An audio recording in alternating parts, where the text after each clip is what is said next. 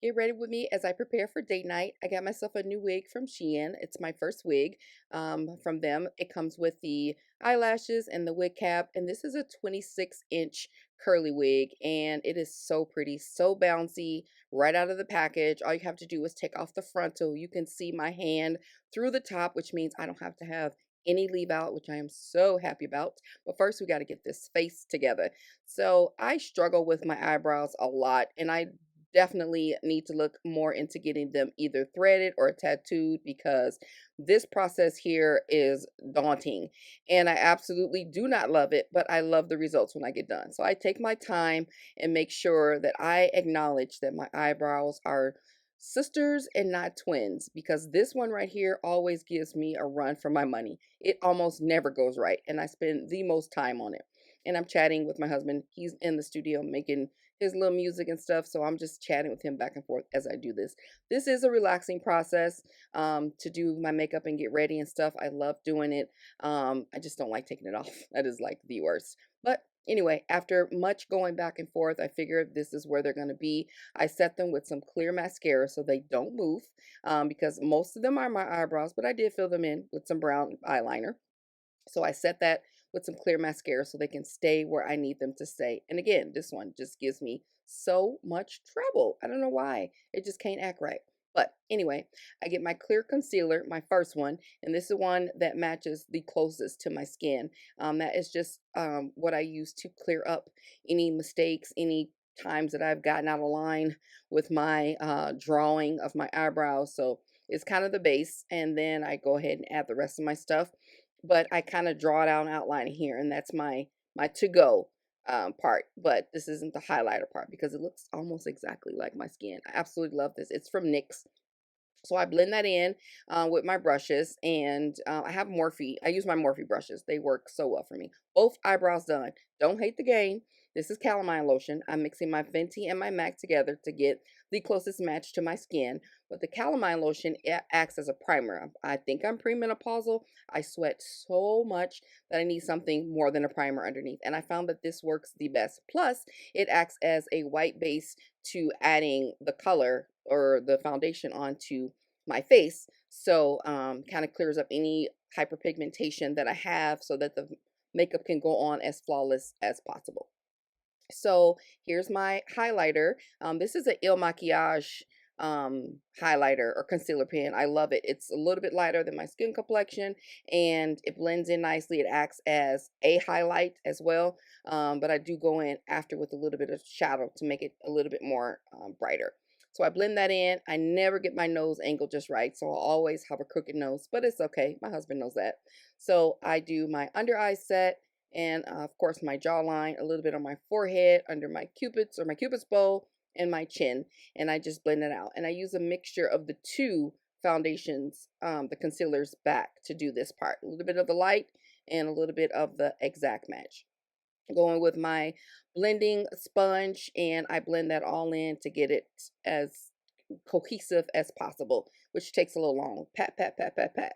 Pat that thing, ladies. So once you get done with doing all of that, then you make sure you look for your mistakes and whatnot. But I think I did a pretty good job of getting it all in there, getting it all nice and set. You got to go in and add your dark color back in if that's what you use, whatever color you're using to, get your little color back going on. And I put it around the perimeter, not the middle of the forehead, and then on my jaws, and then on my cheeks, and then underneath. That's a little trick I learned from somebody else. Put it underneath your chin, kind of gets rid of some of those extras that's down there hiding. And we're going to set it. Set, and I don't bake very long. I let it sit there for a little bit, pat it in. I don't let it sit for 20-30 minutes. I just like to get on with the get on. So I love this part. Like, it's like I can see my work being worked. My work on my face. So literally put it on, let it sit for a couple minutes, if that, pat it in, and I brush off the excess so I don't have flash face. And now we're going back in with the little highlighter that I told you guys. It's a really shimmery, bright color, light color, and I just put that on the corner, and I just brush the rest of the shadow on my eyebrows. Eyelashes, eyelids, and then we're gonna make some definition on my eyebrows and around my nose, and then this is my first set. I'm just using a setting spray. Can't remember the name of it, but it's just a regular setting spray. I think it's by Elf. And I'm going back in with a darker eyeshadow because I want it to stand out. And then we do our second set. And then I underline my, I put some liner on and I do a little bit of mascara. I didn't use those lashes. I never do because they never go on right. So mascara it is.